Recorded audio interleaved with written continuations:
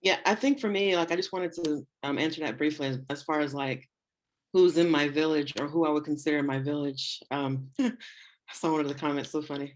Yeah, I think, again, with my African background, we typically see everyone as part of our family. Like, especially our elders, like you respect your elders to an extreme level. Sometimes it becomes almost like I don't want to say worship, but you kind of hold them to like a really high pedestal. And for me personally, it's not necessarily like how I was raised, but just me personally, every elder who's an elder mother or elder father is is a father or a grandfather or a mother or a grandmother to me. Like I view them in that way, or an auntie or an uncle. And I think also when you see people as like your family or as extensions of yourselves, whenever I see my fellow Black brother or sister, as you all can attest, I would call them sis or bro. Like some might be like, okay, why is she, I mean, for me, it just is natural. Like if I see you, you are my sister, you are my brother, you are my family by choice, and that's the way I kind of relate with you. And I think when you see each other again, once again, in that way, there's a different kind of respect, there's a different kind of relationship, there's a different kind of communication. You're not just seeing this person as this kind of other person over there. You want to look out for them, you want to help them, you want to support them, you want to be there for them in any way that you can. So I think if more of us kind of see each other as brothers and sisters, I think a lot of the issues that we're having and a lot of the division in our communities, that age old Africa versus the African American, very pointless division that we have for all these years. I think that would stop if we see each other as brothers and sisters, quite literally as distant relatives, as cousins. Um, so I think we kind of dealt with this question very well as far as our village. I don't know if anyone else has anything to add to it before I go to the next question. I don't know if this would be part of your village. Lauren was asked a question here. She says, "Do you think having a sisterhood is more important after becoming married than when you are single, and why?" Yes. I I would. Why are you laughing to her? Yes. Yes. No, go ahead, Emmanuel. I'll go after you. Lauren, girl, let me tell you. Ooh. As much as I love my man, girl, sometimes, sometimes I just gotta go, okay? Sometimes I need my girls. So I mean, I don't know if you would say it's more important, but I would say having sisterhood when you are married or in a commitment with somebody and you have kids together and you live in the same household, it's very, very important. At least to me, it's very, very, very important because when you live with somebody, no matter how much you love them, sometimes you just need to take a step out. Okay, sometimes you just need a little break. No matter how much you love them, and it's important to have some other people there to talk to. I know they say you're not supposed to share your issues with your marriage with like people outside or whatnot, but I personally don't believe in that. I feel like if you have sisterhood, like these are your sisters, if you have girlfriends who are your backbone, who are there for you, who are your girls, those are my girls, you should be able to talk to them about issues that you're having in your relationship. That's why I think it's important. It's a good outlet. It's good to have your sisterhood for an outlet. Sometimes you just need that, you have girls to relate with.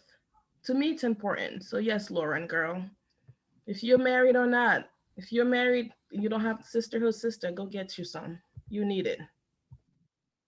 I will just echo everything Emmanuel just said and just add to that it doesn't matter how much my husband loves me, and I know that my husband loves me dearly. I know that my child loves me unconditionally. They are men and boys, and there are certain things that they just don't get.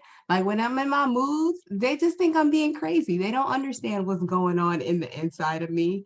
And I think that it's important to have those sister friends who can actually relate to how you're feeling. Like they know the feeling because they felt those feelings before, like they can identify with that. And sometimes you don't need an answer, you don't need a remedy, you just need somebody to understand what you're going through and how you feel. And I think that is a part of what sisterhoods are for, because there are things that are for you and your partner and your marriage and your children and your family within your home.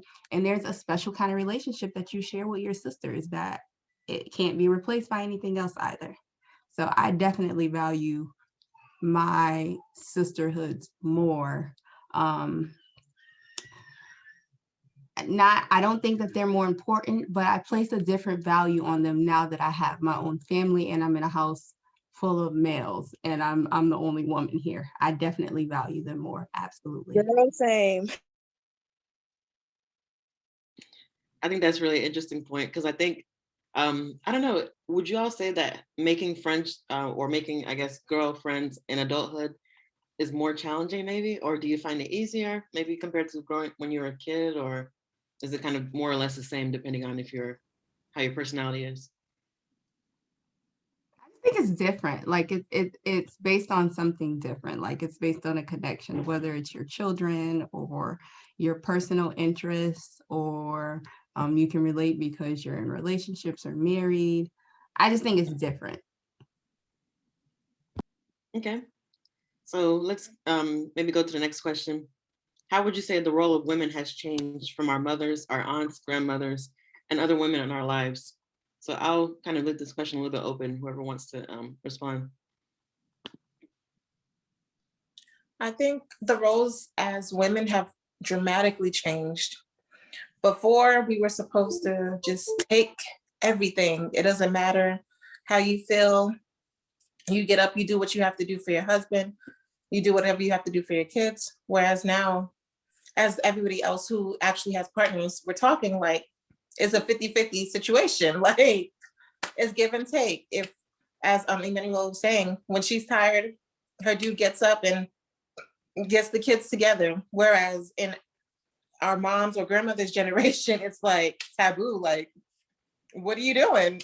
You know, you're supposed to be the woman of the house.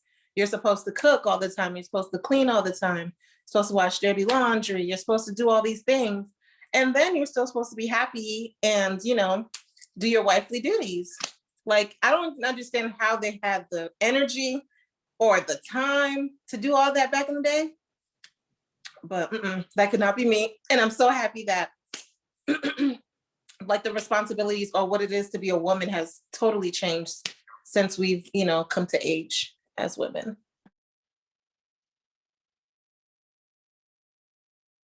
I agree. I would say, especially as an African-American woman, and I'm gonna possibly try to tie this into a question that was in the Q&A. So I think that it's had to evolve and change because African-American women are, we're the number one, like growing number of entrepreneurs in the US.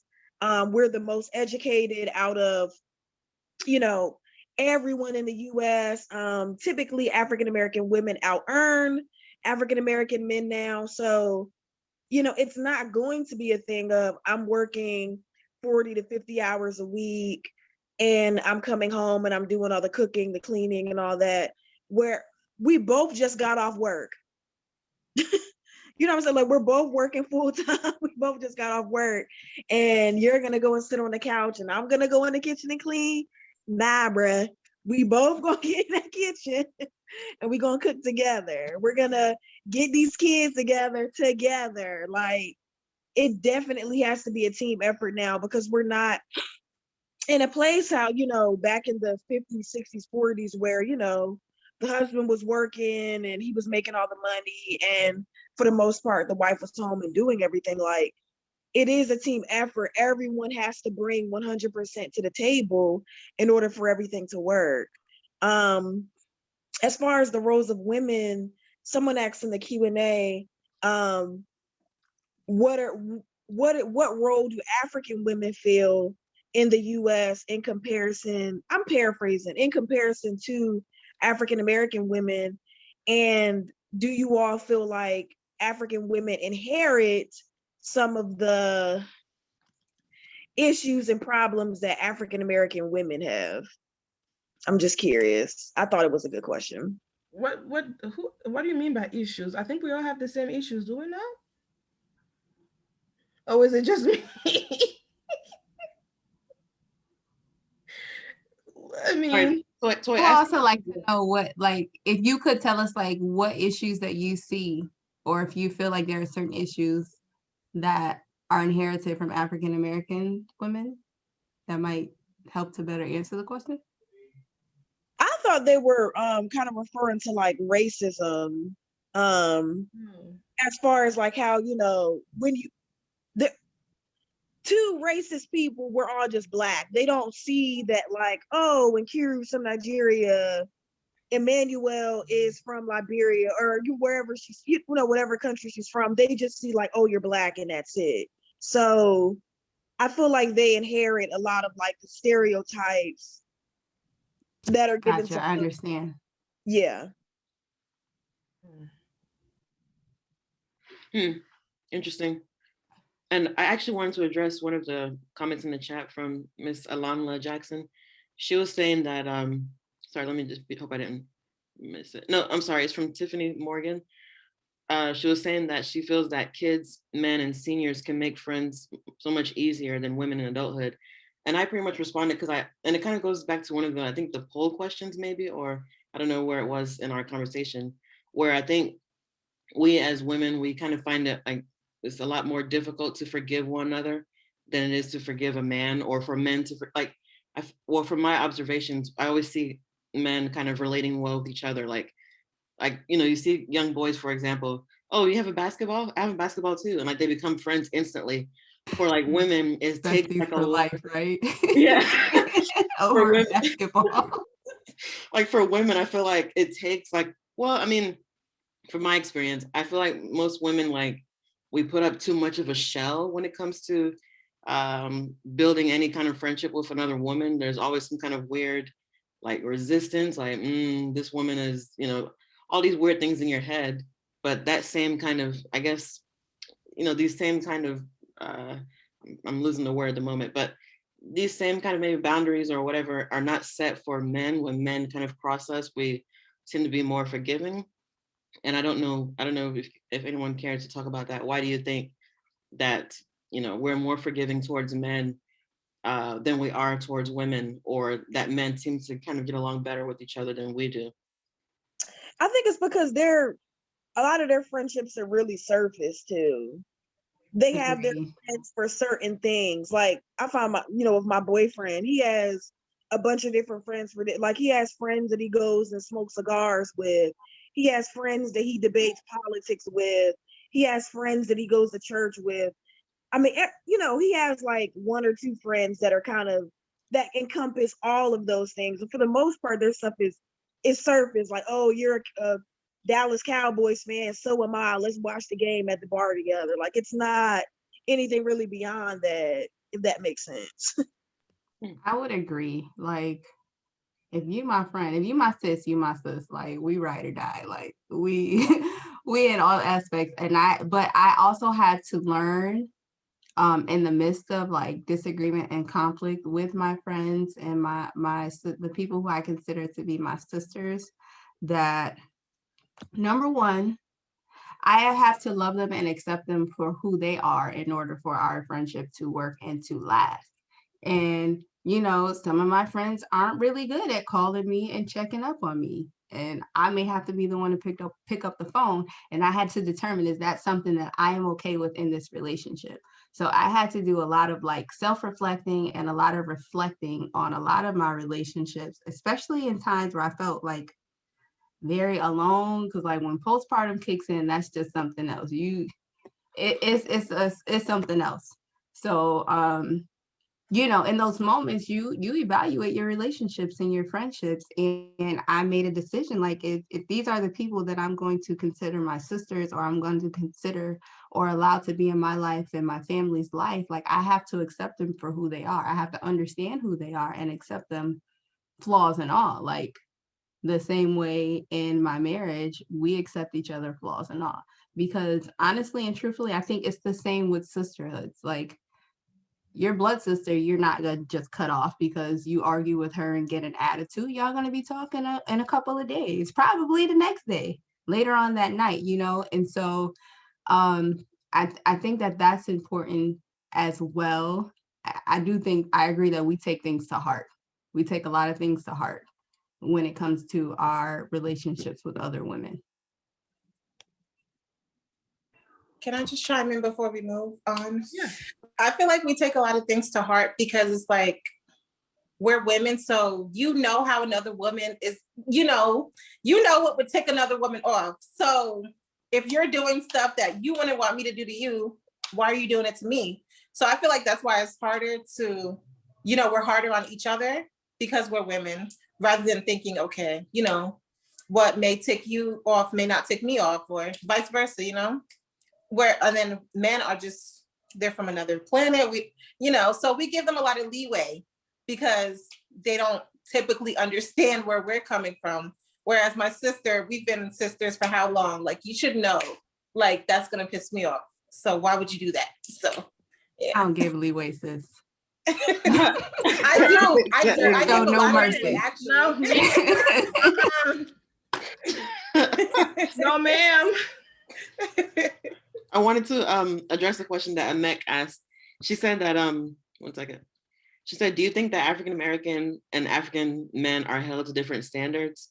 And what she means, what do y'all think as far as certain standards? I know, Toy, you and I would discuss this all the time, like how African men versus African American men, like how they kind of, I think in some ways or the other, they kind of have similar standards as it relates to their expectation or their of a woman. Aggravating. You said aggravating? They're all aggravating. Because like I know, like for example, I think Emmanuel, you were touching on this earlier. Like let's say let's say all of us are at an event. We went to someone's house for whatever reason, maybe your mom or your mom-in-law or whatever, and somehow we just kind of are pushed to the kitchen somehow. Like we can come with our husband or our guy or brothers or whoever, and they can kind of like sit down and relax, enjoy themselves as men, but we are somehow pushed to the kitchen or to like wherever the other women are to cook and serve food. And I don't know, what do y'all think about that? Why is that? It's literally the same thing at any Black Thanksgiving cookout. It's the same. It's the same thing. I have a funny story. Like when my husband and I were dating, he came over to my aunt's house after church on Easter Sunday, and I try to always like prep him before he met like new family members so he would know what to expect. So when it was time to eat dinner, my aunt said, "Can you come in here and make him a plate?"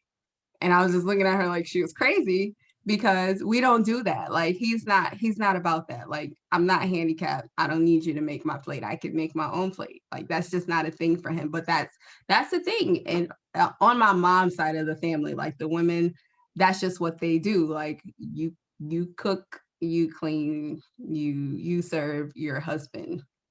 And then traditionally they would bring home, the bacon, as they call it. I don't know what's going on now. They just have these expectations with no reciprocity. But anyways, I just went to him. I'm like, listen, my aunt's trying to get me to make your plate. If you want your food, just go ahead and make your plate, but don't get me in trouble. Like, just do what you're gonna do, and I'm gonna walk out while you do what you do. So I do think that's funny. It's the same. I just think that my family is very traditional in a lot of senses. So they hold on to a lot of things, and their expectations are very traditional. I feel like African. Oh, go ahead.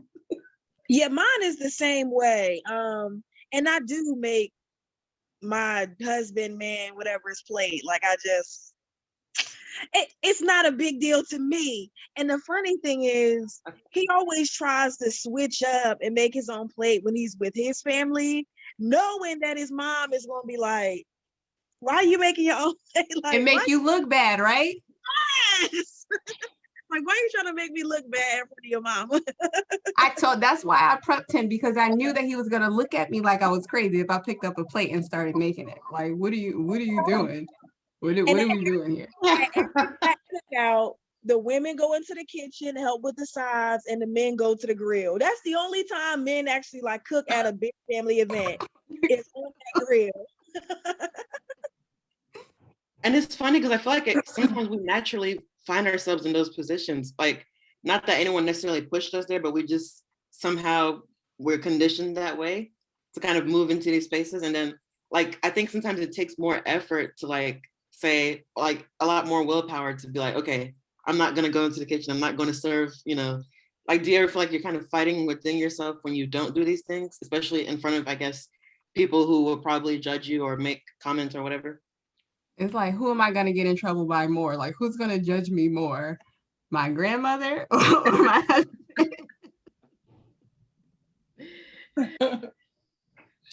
To go back to the question that was asked, I feel like expectations for African men are totally different from African American, in my opinion, because a lot of people feel like African men, quote unquote, work harder or whatever, whereas Black American men is more like a 50-50 situation, like in certain households, not in everybody's households, but in certain households, it's more like a 50-50, or it's more like the woman does majority of the work and the men just chill.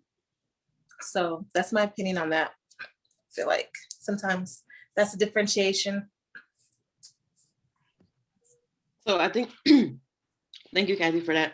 I think what Amek was saying, she was trying to explain, like, dowry and bride price, which, it's not something I want to, like, explain too much right now, because I don't know how the best way to explain it. But I think for African men, like, what Amek was saying, she feels, or she wants to know what you all think, especially, I guess, for Kathy and Emmanuel, maybe might have a better understanding. Do you feel that because African men, they pay a bride price or a dowry or whatever, that they feel somehow like they deserve, or they earned certain kind of entitled? respect?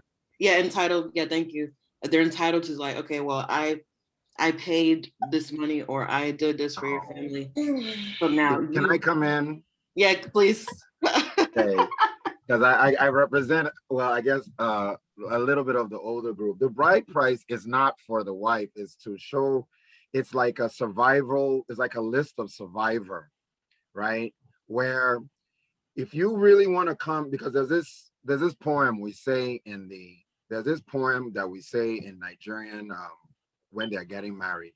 And the poem goes something like, I was walking by your compound, that means your house, and I looked inside the garden and I saw this flower. And I came inside the house to ask the father, the owner of the house, which is the father, who owns this? Or is it that, can I please have this flower? And the man says, well, you have to prove it to me. So he goes out and they give him a list of things. So it's not a bride price like you're buying the wife. It is to show in real life, because Africans, we don't believe in all this talk of love. We actually want to see the love. All this, and that is the thing that they are trying to prove. So it's like a list. So there's actually some poem where there's something like, I'm going to go and get the highest leaf in the highest tree in our village and bring it down for her. That is bride price.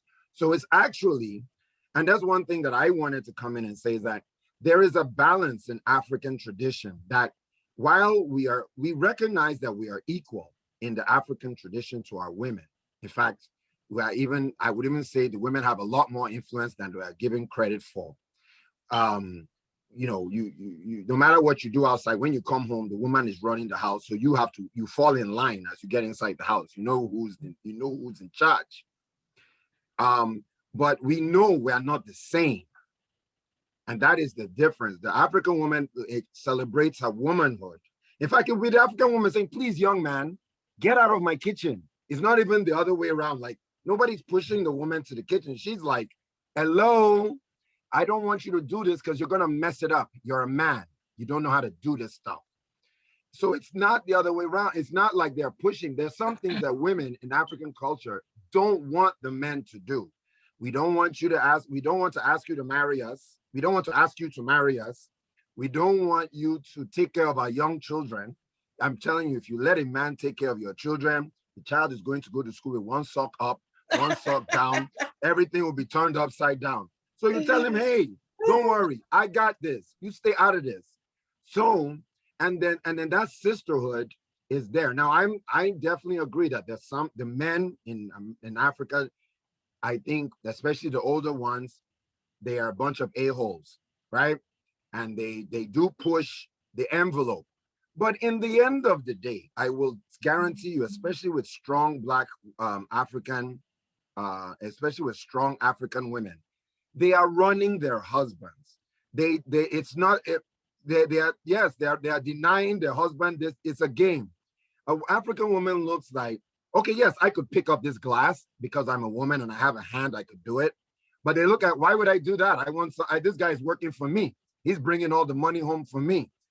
Well, I'm not saying it's right or wrong. I'm just giving you an idea of because, this is some of the stuff that we talk. And what I think the difference is, as far as men, they don't hold those men to the same, in America, they don't hold me to the same amount of, they don't hold me to a high level. Like I have to do everything. I can get away with it. Oh, you want to do half? I'm like, cool. That's cool with me. Because in Africa, they're holding every man. Every man has to pay all the bills, buy this, do the school fees, do all this other stuff. It's not because, oh, no, you do it. You said you're a man, right? Okay, handle that. So they let men, to me, go with a lot of stuff that they really shouldn't be letting. I mean, these men get away with a whole lot of stuff that they really can't get away with in Africa. In Africa, even if you want to have a second girlfriend, you're paying for that girlfriend and her kids too. It's not like you just get away with it. And I'm not saying it's good. I'm just giving you that they hold the thing. So I think one thing I would like to ask the panel, do you think that, because I really give Emmanuel her respect for, I'm sure it's not easy to, segue into stay-at-home mom, especially because I feel like there's a negative connotation that is on her. Like, okay, she decided to do this. Why is that good? Or why, like she's not progressive. But I think that if a woman chooses to do that, especially with the balance that she has achieved in her home, with respect with her partner, then I feel that she should be celebrated, because guess who's going to benefit the most? The children, because they're going to get that detailed, you can tell me that you can take the kid to daycare all you want. That daycare is not going to be as good as the mother taking care of the child. So, because my biggest thing that I hate about America is how they don't give women enough time to, maternity leave. I can't stand it. I just find it to be inhumane. I find it to be literally inhumane to ask somebody that just gave birth 12 days ago. 12 days ago. In the African tradition, the mother would be in the household. They would have called everybody to take care of the child and the mother as she's recovering. So that 12 days to me seems like slave thing. And to find that American, and I'd say it, white feminism tends to like promote that, I find it to be very, very racist. I'm not racist, but I just don't like it. So I just wanted to get your feeling on that that kind of feminism that doesn't allow a woman to even recover after she's had such, some of these are the most traumatic, like you said, postpartum, all that. How is that taken into account? Like you're going to go back to work with postpartum, so anyway, I've said my piece. I'm done. Thank you, ladies. Thank you. I'm going to say, Emmanuel is goals for me. I can't wait to be able to say, oh, I'm going to quit my job and you got it. Like, it's definitely a goal in my relationship that he's going to be in a place where, and he is going to be there where I have the option of working, like, period.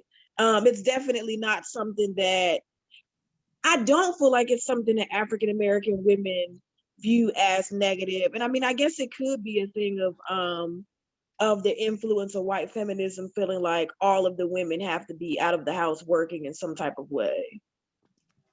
I would agree with that to some degree. So I made the decision. I took off work for 6 months before going back. And honestly, I didn't want to go back.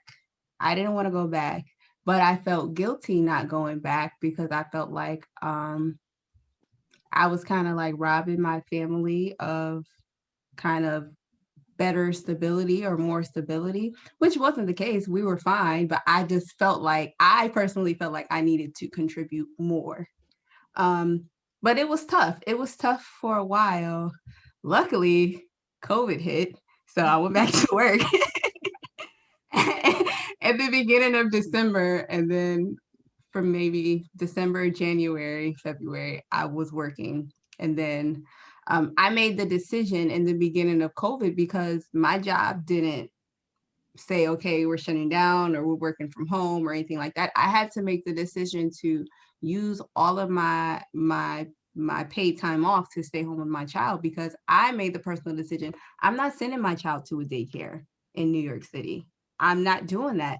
I'm not going to travel to work from Brooklyn to Harlem on a subway and come into contact with thousands of people and potentially bring something home to my child, my newborn child, and my husband who works in a church with thousands of other people. Like that just wasn't a smart thing to me. And I recognize my privilege in that, where everybody can't make that decision to say, well, I'm not going back to work. All Black women don't have that privilege of just saying, I'm going to stay home with my child and take care of my child and not bring home an income, because sometimes that's the only income coming into that household. Or sometimes the other income in the household is not enough to take care of the bills. So I definitely think it has a lot to do with, I'm going to say, with patriarchy and the way that our systems have been set up from the beginning. That's the reason why we have to go back to work so soon, because men are taking into account that kids need breast milk, babies need breast milk, and I have to pump several times a day throughout my work schedule to make sure that my child is getting the best nutrients possible as a newborn. So we got some work to do there as a society, definitely. And I think that forming these sisterhoods and sticking together is important, because I don't believe that if I didn't work at a clinic full of Black women, that I would be able to take the time to pump, or I would have a space to pump breast milk for my child. Like, because they try to stick me in a little box in the basement, I just locked my office door and I pumped in my office. Even though I shared an office, I kicked the guy out of my office when it was time for me to pump. So those are definitely privileges that I recognize everybody does not have. Yeah, like what Marlon just said about how women who stay at home are looked down upon in society, and it's true. And somebody here just said the housewives are bad example for our daughters. I don't think that. I do not think that being a housewife it's something that's so terrible. I have a best friend, a close friend of mine has been a housewife. I think they meant the show, The Housewives. Like the reality show? Real Housewives. Yeah,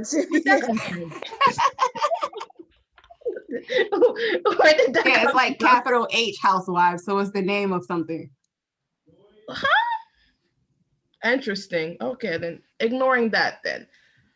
But no, Marlon was right though, that being a housewife is looked down. Even when I was telling people, I worked in an ER, and I came in contact with people who had COVID, like literally like this. They were this close to me, and all they had was this little glass thing. And I'm like, what is this glass thing going to do? Because I have to turn around and touch the patient to put armbands on and wheel them to their room, and I'm this close to them, you know? So, and then when I told people I was like, oh, yeah, I'm going to quit and I'm just going to stay at home with my kids for a little bit. And now we look like, why? Why would you do that? Why would you give that up? Like, how could you do that? And I'm like, I didn't even know how to respond. You know, and I was just like, what's wrong with being a housewife? What's so bad about that? For some people, it works. A close friend of mine has been a housewife since her son was born, since she's had her son. He's 6 years old. Till this day, she has not lifted a finger and worked. And she loves it. She absolutely loves being at home, and she's homeschooling her son now.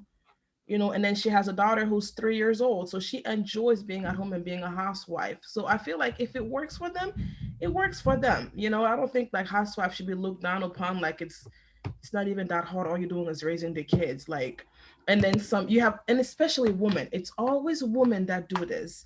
And it's a lot of time Black women that do this to other women. Why would you give up your freedom? Why would you let a man take care of you like that? It's always that. And I don't like that. I don't. And then, and Marlon, thank you for explaining the bride price. I was gonna bring that up too and explain it the right, because my mom had to explain it to me the right way, and because I was looking at that list like, the heck is this for, you know? But then she explained it to me like, no, this is not. We're not asking you. We're not selling you. We're just, trying to see, make sure that he's responsible, that he will be able to take care of you. Yeah. That's the main purpose of the bride price. Exactly. Because if he brings a lot of stuff and he can handle that thing, that means that he's not going to run out on you. He's not going to use his money to drink.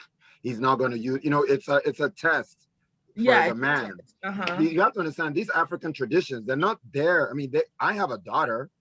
I want the man to prove that he's a responsible person and not just come with mouth and be like, oh, I love her. Anybody can use that word love. Anybody. I can tell all of you here, I love all of you. It means nothing.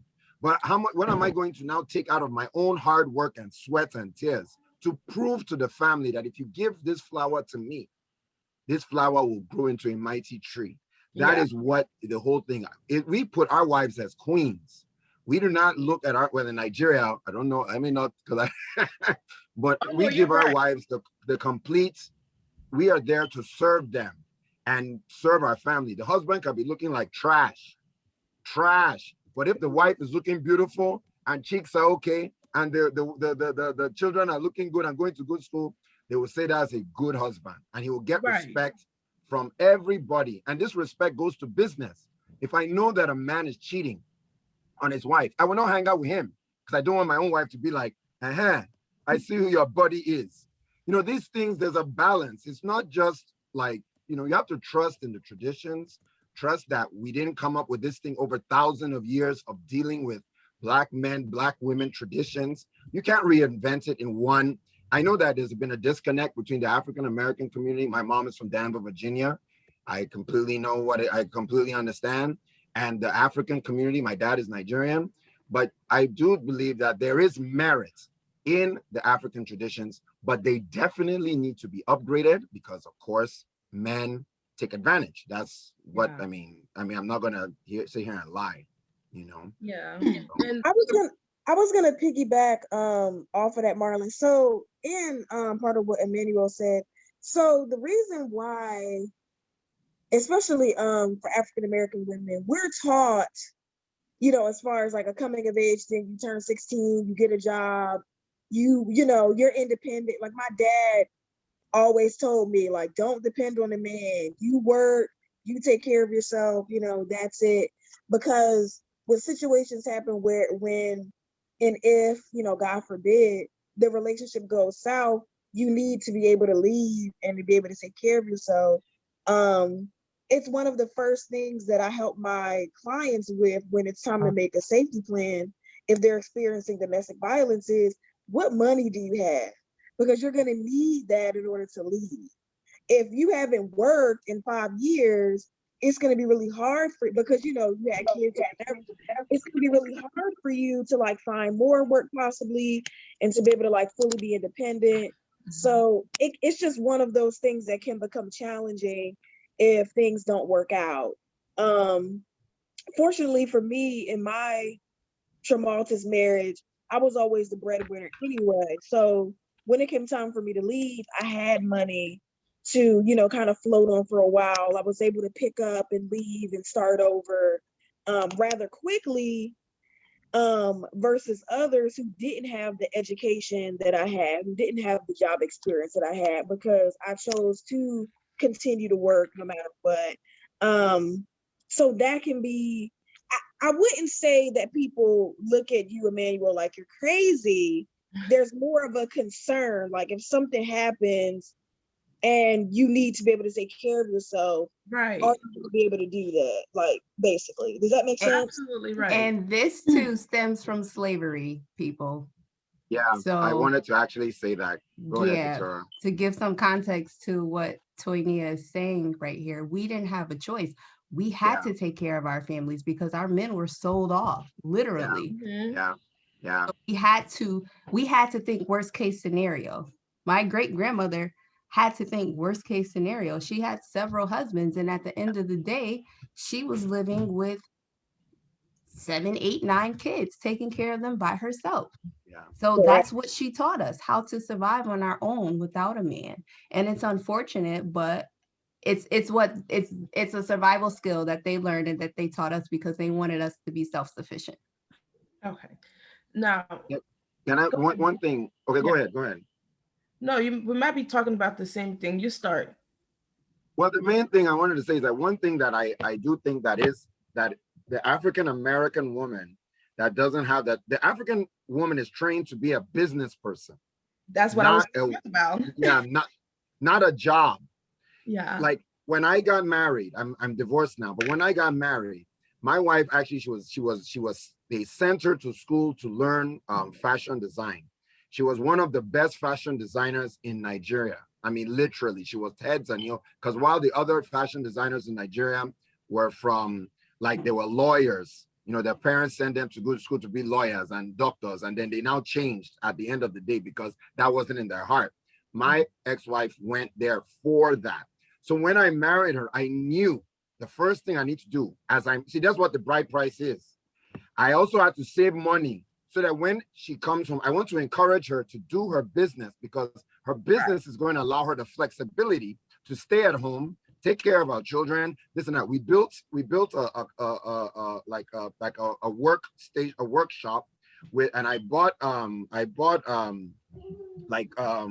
mechanical sewing machines, electrical, like 3 or 4, so she could hire staff.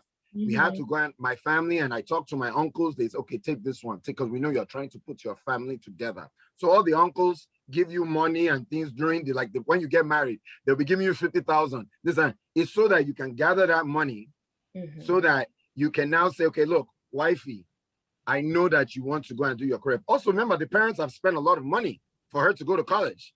She went to this arts and thing here in Boston, she went to Mass Arts.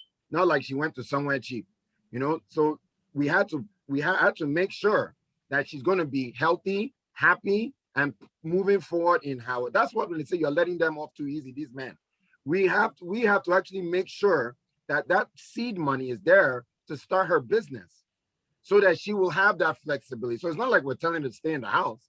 And we're working with her, especially the modern men. When not all, of course, but the modern men are definitely working with their wives. I cooked, I did everything. We will hire house help, driver, everything, so that she can do things easily. So there's an infrastructure and there's a kind of an idea that is there, that it's not that we're just, the woman is trained. The Nigerian businesswoman is not a joke. She has full respect in the business community to do what she wants to do and how she wants to do it. But yeah, she now says, well, let my husband be thinking he's the man. When he comes home, he'll see Pepe. See, that's exactly what I was going to say, Marlon. That's exactly what I was going to say, because it's the same thing with my mom.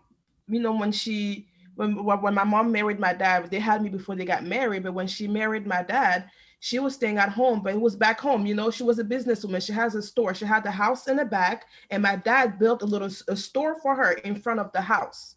So she was staying at home, but she was working at the same time, businesswoman. And that's the same thing my partner wants me to do. When I told him, okay, I'm going to quit my job, I'm going to stay home, he's fine with it. He was like, whatever you want to do, babe, just do it. But pick up something else too. So I was like, okay, well, I'm interested in this Cricut. I don't know if you guys know Cricut that makes shirts and makes cups, designs and stuff like that. So I told him that I wanted to do that. He went out and bought me the machines for it, the materials for it, because it was like, okay, here you go, bam, go ahead, get started, And then he's into trading and stocks and foreign exchange. And then he went ahead and got YouTube videos for me to go ahead and learn. So it's just like Marlon said, we're at home. I'm at home, but business is here. Yes, I have a home office. Per se. It's not for me, but I am learning. And that's how it is also even in the Congolese community. A lot of Congolese women are businesswomen. A lot of them. A lot of Congolese women. They simply can't just stay home and be idle. I mean, they weren't trained that way. They're too hardworking. They're like, hell no. So and as a man, if you're a real man, because they don't let these men off easy. If you're a real man, you will make sure your wife has that everything she needs to be successful. Oh yeah, definitely. Like he's big on that. He's very, very, very big on that. So when people look at me like, how can you depend on a man? I'm like, it's not just any man, sis. It's my man, honey, and my men come through. So that's why I'm depending on him. Teamwork. Okay. Make the dream I work. love it. I love it so much. Wow. So, I mean, so you kind of touched on this a little bit about this idea of coming of age. So I know in many communities, different cultural backgrounds, coming of age looks different, you know, whether it's at age 13, age 12, 15, like people have their different understandings of what coming of age is. So I'm interested if you all could all share briefly, because we're kind of running low on time. What does coming of age look like for young girls in our community? What is your understanding of it? Did you have any kind of significant coming of age kind of events? Like, were there any kind of celebrations when you're growing up, maybe on your 13th birthday or your first menstrual cycle or anything like that? And is it something that you plan on celebrating with your daughters? For me, coming of age is getting out of your mom's house. That's it. Like, honestly, and it's not like, for me, like my parents pushed me out. I was just ready to go. So that's like coming of age, like in my culture or in my home, because even when I was living there, I was like above 18. I think I left when I was like on my 21st birthday. I got my own place, and I had a curfew I had to abide by. I couldn't just do whatever I wanted to do just because I was an adult, like over 18 or whatever. I had to still respect my parents' home. So yeah, coming of age for me and my culture is when you get out of your parents' house, because that doesn't fly. You know, I'm 18 now, I can do whatever I want. No, not in the African home. You can do whatever you want when you have your own roof and you pay your own bills. Even when you have your own roof and you have your own bills and you're 30 years old, it doesn't mean anything. Yeah, exactly. If your mom comes, it's just like I don't even curse in front of my mom. Like, and I'm almost 30. I don't curse in front of my mom. We talk about guys, but like I don't go into detail, or I don't kiss a guy in front of my mom. You know, and a guy really has to be like, I've probably only brought 2 guys home in my whole life. He really has to be like my man for my parents to see him. So no, like it's totally different. Yeah, she's right. Coming of age for me too was when I left my parents' house. And I left my parents' house the same age as you did. And my parents kicked me out. Because I did not. I was like, I'm not about to come home at 8 p.m. I'd be 8 p.m. What is that? What am I supposed to do? You know? So my parents was, okay, you don't want to come home this early. Fine, then just go where you want to go. And I left, you know, and then that was my coming of age when I left home. And then I think like my big thing where they started to see me as an adult was when I brought my partner home to them. When I introduced, because he's the only man I've ever introduced them to. So when I brought him home and I introduced them to him, and they were like, "Oh wow, you're a woman now," you know. So before what was that before? But you know, Africans, they're like, "Oh wow, so you're a woman now." And then I got pregnant and I had kids now, so it's like, "Oh, you're a woman now." So I think in the African culture, Kathy, you're right. Coming of age, I feel like is when you leave your parents' house. In our cultures, when you leave their house, when you have your own responsibility, then they give you a little bit of leeway. Now, when you're married and you have children, it's like, oh, okay, I can leave you be now. So that's what coming of age looks like for us. I would even say maybe not even moving out of your parents' house, but also like moving away. My family didn't really treat me as an adult until I actually like left Charlotte.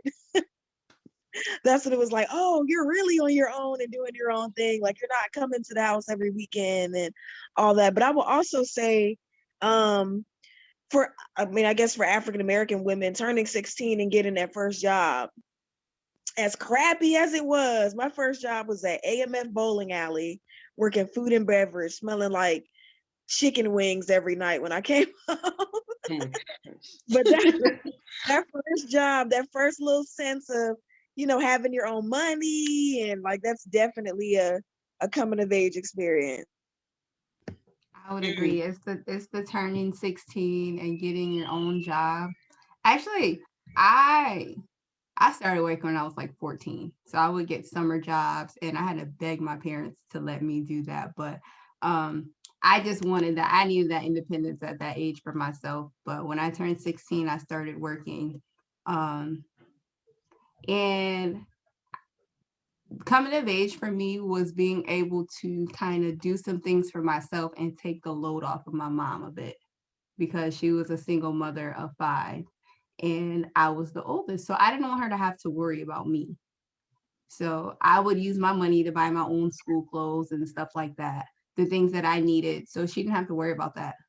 It wasn't something that she made me do. It's just something that I chose to do for myself. So it's not like we had a conversation or she said, okay, it's time for you to get a job. It was just like, I wanted the things that I wanted. So let me work to get those things. Wow. That's interesting. I'm looking at some of the comments. And I love what Alana Jackson said. She said that she held a party for her granddaughter when she started her cycle. So that's really beautiful, kind of celebrating that transition from, the prepubescent years to becoming, a woman in many people's eyes, young woman. So that's beautiful. I think, so I don't know, are you all thinking of doing something like that for your future daughters or any other young girls in your life? And I like how some other people are saying, when you get married in an African home, that's when you become a woman officially. Or you have children, maybe. I don't know. I think it depends. Like my mom, she still calls me and like asks me, oh, did you do this or did you do that? Like she still kind of sees me as a big child, but they kind of give you a slight level of respect once you get married. Like now that you're married, you're like, okay, a proper woman, you did well by us, you got married, the right way and everything. So now, you have respect because you're in your husband's home. That's a different conversation that we can, do another time. But I don't know what you all think about, I guess, celebrating those significant marks in your child's life, particularly for your girl or your niece or young lady that's kind of like your mentoring or whatever. I don't think I would have a party because I started my cycle at like 10 or 11. So like, I didn't even think I was a woman or a young woman then because I was young. Like, so maybe like, I think I'm going to follow the same tradition, honestly. When you're out of the house, you don't have to necessarily be married, like, but when you're out of the house, you're an adult. You can do whatever you want to do. But once you're still in my house, you still have to follow the rules. I'm not going to be like, you have to be home when you're 20 or 18 at like 8 o'clock. What you mean? That's overboard. Sister, I tell you, I would have left too. I would be at the movies at 7:45. I gotta go home. I gotta go home. But I was kind of like that though. I had to like tell my parents like 2 weeks in advance before I could go out. Mind you, I'm like 18, 19. I was just like, oh, Lord. Couture is like, oh heck. 2 weeks? I don't even plan my life that far ahead. A long time. Teenagers plan that far ahead in life? I had to, because if I told my mom, oh, we just got invited to the movies, it would be a no. Like, no, you're not going. And mind you, I still don't have kids, but my little sisters were like my kids.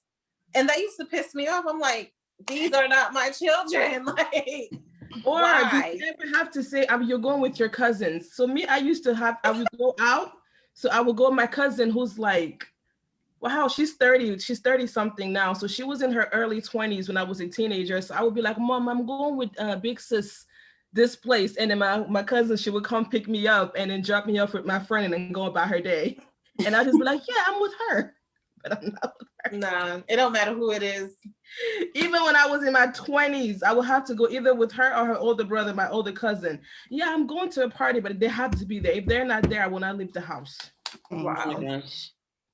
So I just want to like round up quickly. I'm sorry if I'm cutting anyone off. What advice would you give your teenage self? And then after this question, we'll open the floor for like maybe 5 minutes questions.